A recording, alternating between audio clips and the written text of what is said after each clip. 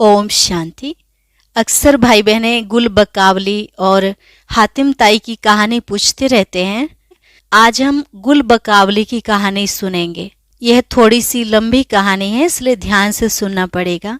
यह एक काल्पनिक स्वर्णिम पुष्प की कहानी है जिसका नाम गुल बकावली होता है और वो पूर्णिमा के दिन देवलोक की स्वर्णिम झील में पूरी तरह खिलता है। यह बहुत ही सुंदर और सुगंधित फूल होता है। इंद्रदेव की पुत्री बकावली के पुष्पों से जगदम्बा को अलंकृत करती हैं। इस पुष्प की विशेषता यह है कि अंधे व्यक्ति की आंख को इसे लगाने से उसे पुनः दृष्टि प्राप्त हो जाती है। मनुष्य लोक में एक बार शिव भक्त राजा प्रचंड के पुत्र ने देवलोक से यह पुष्प लाकर अपने पिता की आंखों पर रखा तो उन्हें खोई हुई दृष्टि पुनः प्राप्त हो गई। कहानी के अनुसार अवंती नगर का राजा प्रचंड और महारानी प्रतिदिन शिव भगवान का अभिषेक कर राज्य संचालन करते थे। उनके राज्य में प्रजा सुखी थी।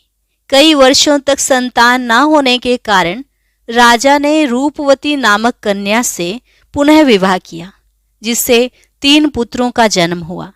ये तीनों पुत्र मूर्ख और बुद्धिहीन थे, जबकि पहली रानी संतान प्राप्ति के लिए शिव आराधना में ही व्यस्त रहने लगी। कुछ दिनों पश्चात उसने एक पुत्र को जन्म दिया जिसका नाम विजय रखा गया। अब दूसरी रानी को ईर्ष्या होने लगी, क्योंकि पहली रानी के पुत्र विजय के कारण उसके लड़कों को राज्य अधिकार प्राप्ति की संभावना तो ना के बराबर थी।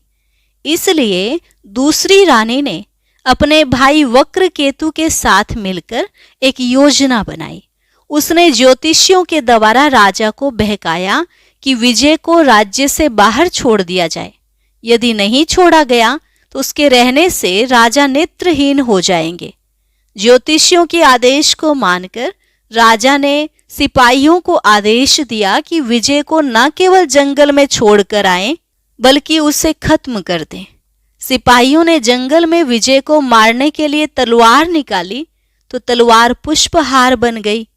पैरों से कुचलकर मारना चाहा तो पैर शक्तिहीन हो गए। अंत में शिवजी ने एक मुनि के रूप में आकर विजय को एक गडरिये के हाथ सौंप दिया। उसकी पालना करने का आदेश दिया। दिन प्रतिदिन विजय बुद्धिमान और चतुर होने लगा और सर्व विद्याओं में निपुण हो गया। अब कहानी में आगे आता है, उधर राजभवन में वक्रकेतु फिर से योजना बना रहा है कि किसी भी तरह राजा को अंधा बनाकर स्वयं राज्य करे। और इस योजना को अंजाम देने के लिए उसने राजा को शिकार करने के लिए जंगल जाते समय दूध में एक तरह की दवा मिलाकर पिला दी। धीरे धीरे राजा की दृष्टि कम होती गई और ठीक उसी समय जब वह पूरा अंधा होने वाला था, उसको सामने विजय दिखाई दिया। इसके तुरंत बाद ही राजा अंधा हो गया। राजा ने विजय को पहचान लिया कि यही उसका बेटा है और तब तक विजय को भी अपनी मां के द्वारा सारा राज पता चल चुका था। ऐसे एक बार विजय अपने माता पिता से मिलने जब छिपकर महल में पहुंचा तो वहीं उसे मालूम हुआ कि देवलोक से गुल बकावली पुष्प लाकर पिता की आंखों पर रखने से उनकी दृष्टि फिर से वापस आ सकती है। तो विजय ने गुल बकावली फूल लाने का निश्चय किया और देवलोक की ओर प्रस्थान किया। रास्ते में एक शहर में युक्तिमती नामक एक युवती रहती थी। वो बहुत लोगों को जुए के खेल में हराकर अपने पास बंदी बनाकर रखती थी। शर्त यह थी कि जो उसे हराएगा युक्तिमती उसी से शादी करेगी। वास्तव में वह अपनी युक्ति से ही खेल में जीत पाती थी। इस खेल के बीच में एक बिल्ली के सिर पर दीपक रख उसके आगे चूहा छोड़ दिया जाता था, जिसे पकड़ने के प्रयास में बिल्ली दौड़ती थी तो दीपक नीचे गिर जाता था और अंधेरा हो जाता था। और अंधेरे का फायदा उठाकर वह युवती खेल की चाल बदलकर सबको हरा देती थी। विजय ने युक्तिमती की यह युक्ति पहचान कर उससे खेलने के लिए एक बूढ़े व्यक्ति के वेश में जाकर उसे हरा दिया और शर्त के अनुसार उससे विवाह कर लिया। इसके बाद विजय गुलबकावली का फूल लाने के लिए पूर्णिमा के दिन देवलोक पहुंचा। वहां स्वर्णिम झील में खिले हुए गुलबकावली के फूल उसे दिखाई दिए। उन फूलों को मनुष्य लोक तक लाने के लिए विजय को अनेक विघ्नों का सामना करना पड़ा और आखिर में विजय वो फूल लाकर अपने पिता की आंखों पर रख देता है और पिता की खोई हुई दृष्टि पुनः वापस आ जाती है और राजद्रोही वक्रकेतु का संहार भी करता है और विजय का युवराज के रूप में राज्य दरबार में अभिषेक हो जाता है।